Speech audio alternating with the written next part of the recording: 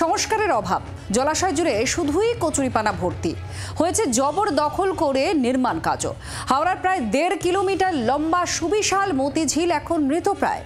অভিযোগ সব জেনেও নির্বিকার প্রশাসন।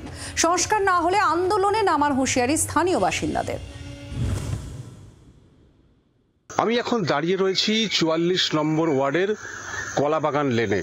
আমার ঠিক বাঁ পাশেই রয়েছে একটি ঝিল, কিন্তু এটা দেখে বোঝার একেবারেই উপায় নেই যে এটা কোনো ঝিল। জলাশয়ে জলের চিহ্ন মাত্র নেই, আগাছা আবর্জনায় ভরা, যেন মিউনিসিপ্যালিটির ভ্যাট। একসময় নৌকা চলতো, মাছ চাষ হতো, সাধারণ মানুষ ব্যবহার করত। হাওড়া 44 নম্বর ওয়ার্ডের নিকাশি ব্যবস্থার সবথেকে বড় ভরসা সেই মতিঝিল আজ মরণাপন্ন। আরজিকর হাসপাতালের প্রতিষ্ঠাতা রাধা গোবিন্দ কর হাওড়ার বাসিন্দা ছিলেন। কলাবাগান থেকে মালিকপাড়া পর্যন্ত প্রায় 1.5 কিলোমিটার লম্বা সুবিশাল এই ঝিল তাদেরই তৈরি করা। কিন্তু এখন ঝিলের এই দশা কেন?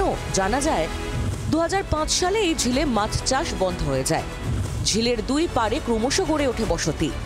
বজ্র পদার্থ ও আবর্জনা ফেলা শুরু হয় ঝিলের জলে।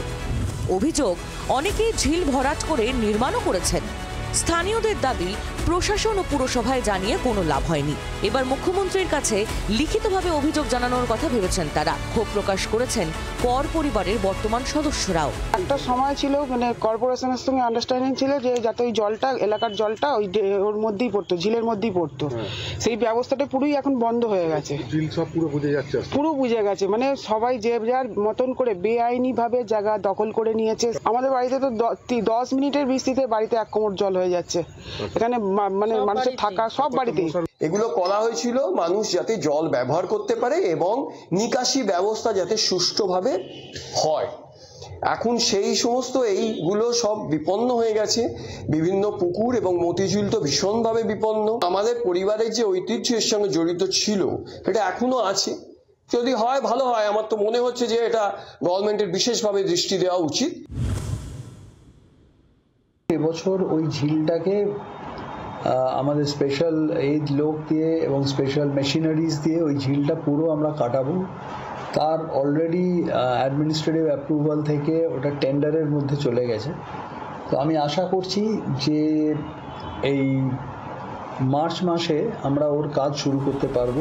আশ্বাস মিলেছে, বাস্তবায়ন হবে। পুরসভার পক্ষ থেকে আশ্বাস দেওয়া হয়েছে যে খুব দ্রুত এই ঝিল সংস্কার করা হবে এবং এলাকার নিকাশি ব্যবস্থার উন্নতি করা হবে। সাধারণ মানুষ বা এলাকার বাসিন্দারা জানাচ্ছেন, এই আশ্বাস যদি বাস্তবায়িত না হয় তাহলে তারা বৃহত্তর আন্দোলনে নামবেন। জি 24 ঘন্টার জন্য দেবব্রত ঘোষ, হাওড়া। বাংলার আওয়াজ, বাঙালির আবেগ, জি 24 ঘন্টা।